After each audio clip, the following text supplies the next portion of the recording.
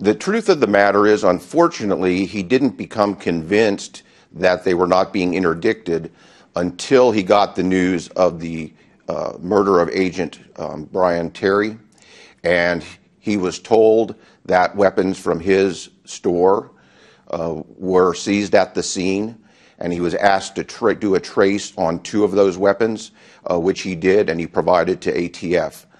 Now, prior to that, he had some concerns. In September of 2009, the ATF handler that was working with Mr. Howard, Agent McAllister, came to him at the end of September and said, these straw purchasers that have been from time to time purchasing guns from your store are going to dramatically increase the volume and nature of their purchases. Within 3 days of that notification, it in fact happened.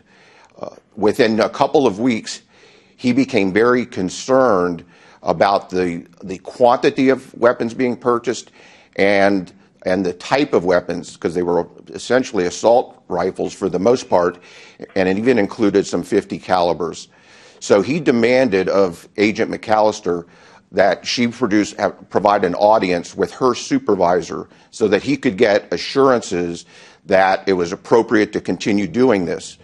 Now, that meeting was requested in October. It didn't take place until December 17th of 2009. At that time, Agent McAllister, along with her supervisor, Mr. Voth, came to his store and brought with them the Assistant U.S. Attorney, Emery Hurley. At that time, Mr. Howard expressed his concerns. Mr. Hurley gave assurances that all of the weapons were being interdicted, they were being surveilled from the parking lot and interdicted within several miles of his store. He indicated that they appreciated very much his cooperation and that what he was doing was helping them in the war against gun trafficking. Is it your and his opinion at this point that Emery Hurley was lying to him? Absolutely. Why would the U.S. Attorney do something like that? Well, that's the $64,000 question that I believe Representative Issa and Senator Grassley are trying to get a handle on. What I can tell you is that I was retained on March 7th of this year. On the 11th of March, I went to Phoenix, and Mr. Howard and I met with Mr. Hurley, his boss, Mr. Morrissey, Agent Needles from the ATF. During that meeting, they denied that any of Mr. Howard's weapons were ever found at the crime scene, that they were ever traced. They denied that any of his guns ever went to Mexico. And Mr. Howard confronted them with the December 17th meeting that they had had in 2009. And their position, remarkably, was that they didn't deny that Mr. Hurley had told them those things back then. In fact, they embraced it and said, yes, and he was absolutely correct. They were all interdicted, and none of them went to Mexico, and none of them were traced to your store. My response at that time was, I'm sorry, gentlemen, but your story is just not credible. Do you think Andre Howard did anything wrong? Absolutely not. Everything that he did was under the direct supervision and guidance of ATF and the U.S. Attorney's Office. They had cameras in his store. They were able to view these purchases live on their laptops. They were able to record them. He had a dedicated phone line that they recorded conversations that he had with these straw purchasers, setting up the delivery times, or placing the orders, telling them when the guns would be available for pickup. And then it was his view, and because he had been told this, surveillances were sent up in his parking lot to track those weapons.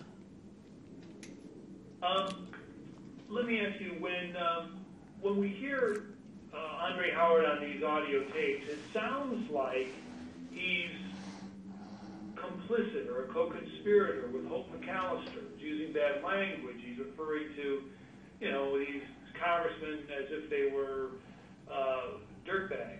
What are we hearing there? What we're hearing there is Mr. Howard became concerned immediately after the guns from the Terry site were traced to his store.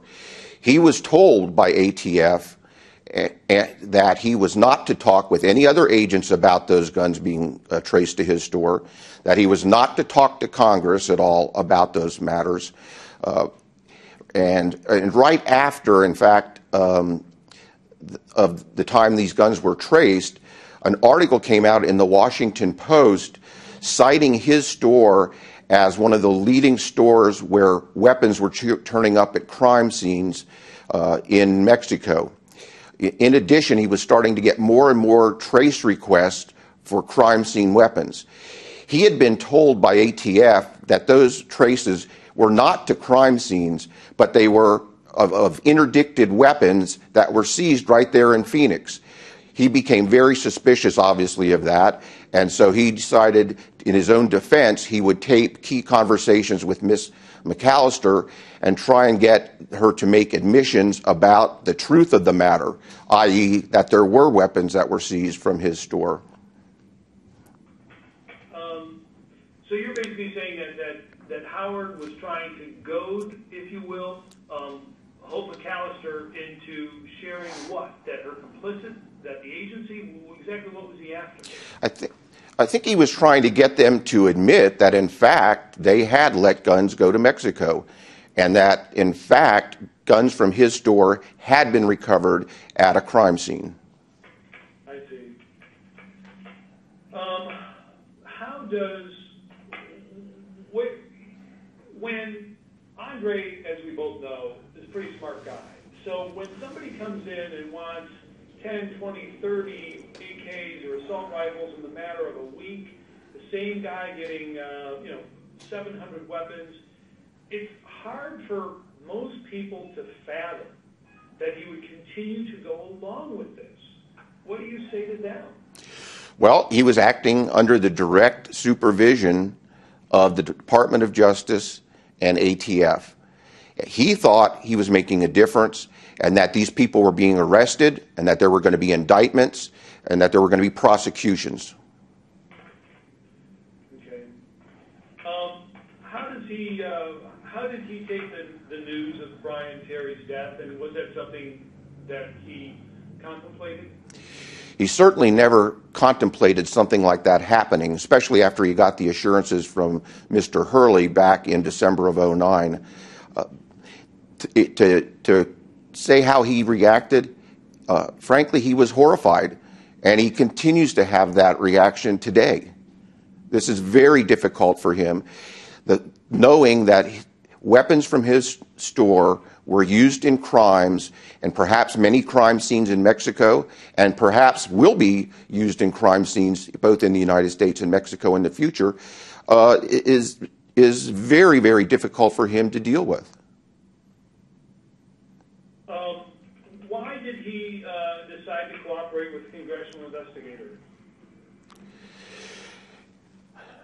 He decided to cooperate with the congressional investigators because he was appalled at the position being taken by the Department of Justice and the lack of candor and the lack of cooperation with Congress.